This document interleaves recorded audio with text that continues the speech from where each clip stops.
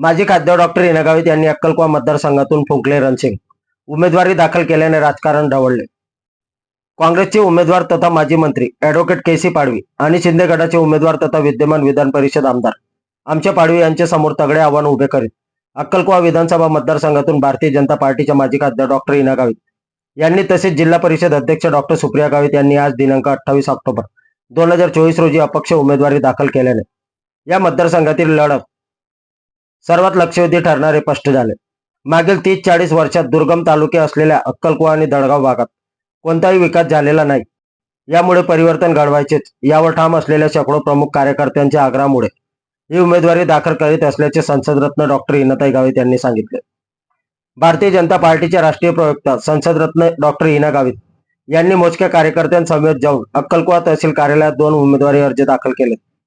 अपक्ष उमेदवारी बरोबरच भारतीय जनता पार्टीच्या उमेदवारीचा देखील त्यांनी अर्ज दाखल केला आहे.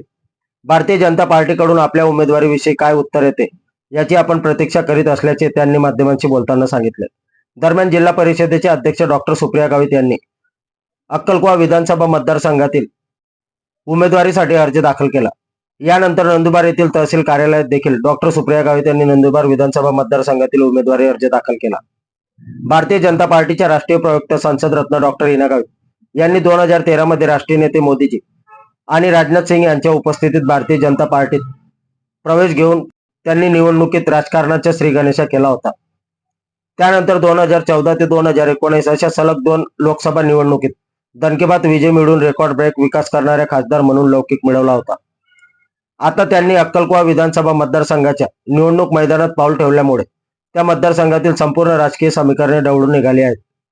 विकास होत नसल्यामुळे सलग निवडून येणारा आमदार आता बदलायचेच, परिवर्तन घडवायचेच अशी भावना लोकांमध्ये जोर धरून आहे.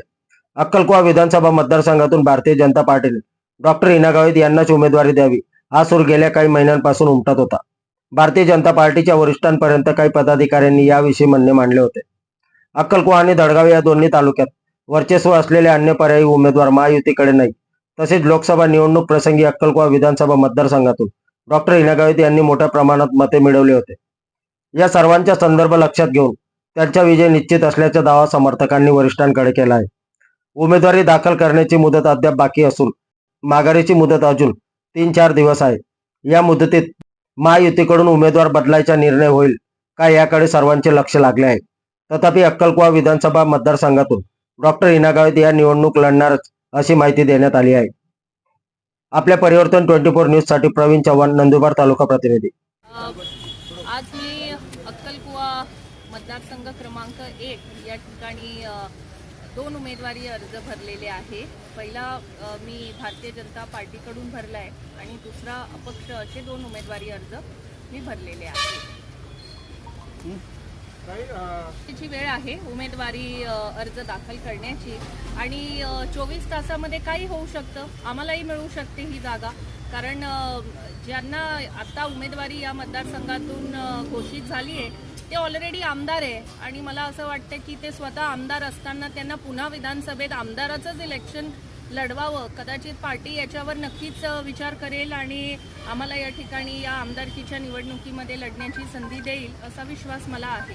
ताई, एकंदरीत या परिसरामध्ये अनेक उमेदवारी अर्ज दाखल करत आहेत. कशा पद्धतीने निवडणुका होतील काय वाटतं आपल्याला?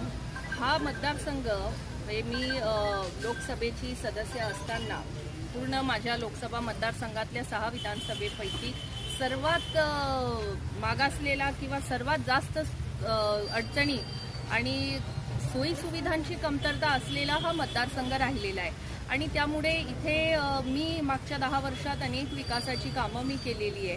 परंतु अजून इथे भरपूर काम करण्याची गरज आहे आणि आता हळूहळू लोकांमध्ये जनजागृती होऊ लागली आहे. आता एक परिवर्तनाचं वारं या मतदारसंघामध्ये सुरू झालेलं आहे आणि अनेक वर्षापासून या ठिकाणी एकच व्यक्ती वारंवार प्रतिनिधित्व करते, परंतु इथल्या परिस्थितीमध्ये फारसा काही सुधार झालेला नाही या मागच्या 35 वर्षांमध्ये आणि त्यामुळे या ठिकाणी मी जसं या ठिकाणी येऊन उमेदवारी अर्ज दाखल केला, कारण मला असं वाटते की या ठिकाणी अजून भरपूर काम करण्याची आवश्यकता आहे आणि ते आम्ही करू शकतो. मागच्या 10 वर्षात जसं मला संधी मिळाली आणि मी या भागामध्ये अनेक दुर्गम पाड्यांपर्यंत वीज पोचवायची असेल, रस्ते पोचवायचे असतील, आरोग्य सुविधा पोचवायच्या असतील, यावर मी प्रचंड काम केलं. म्हणजे हे सांगायला हरकत नाही की माझ्या लोकसभा मतदारसंघातल्या सगळ्यात जास्त काम जर मी कुठल्या विधानसभेत केलं असेल तर ते आहे या अक्कलकुवा मतदारसंघामध्ये.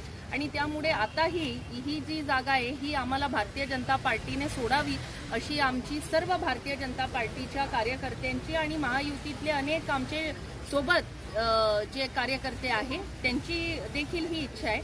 आणि आज या ठिकाणी जी महायुतीमध्ये ही शिंदे गटाला जागा सुटलेली आहे, तर त्यांनी उमेदवारी देताना जे ऑलरेडी विधान परिषदेचे आमदार आहे ते ऑलरेडी आमदार म्हणून काम करतायत, तर त्यांना पुन्हा सेकंड टाइम कशाला परत त्यांनाच उमेदवारी दिली आहे. मला असं वाटतं की कदाचित या ठिकाणी पार्टी हे उमेदवार कदाचित या ठिकाणी आम्हाला करू शकतं, कारण उद्या दुपारी 3 वाजेपर्यंतची वेळ आहे आणि भारतीय जनता पार्टीचं आणि महायुतीच्या आमचे सर्वच कार्यकर्ते या ठिकाणी भारतीय जनता पार्टीला ही जागा सुटावी यासाठी कंटिन्यू आमचे प्रयत्न हे सुरू आहेत.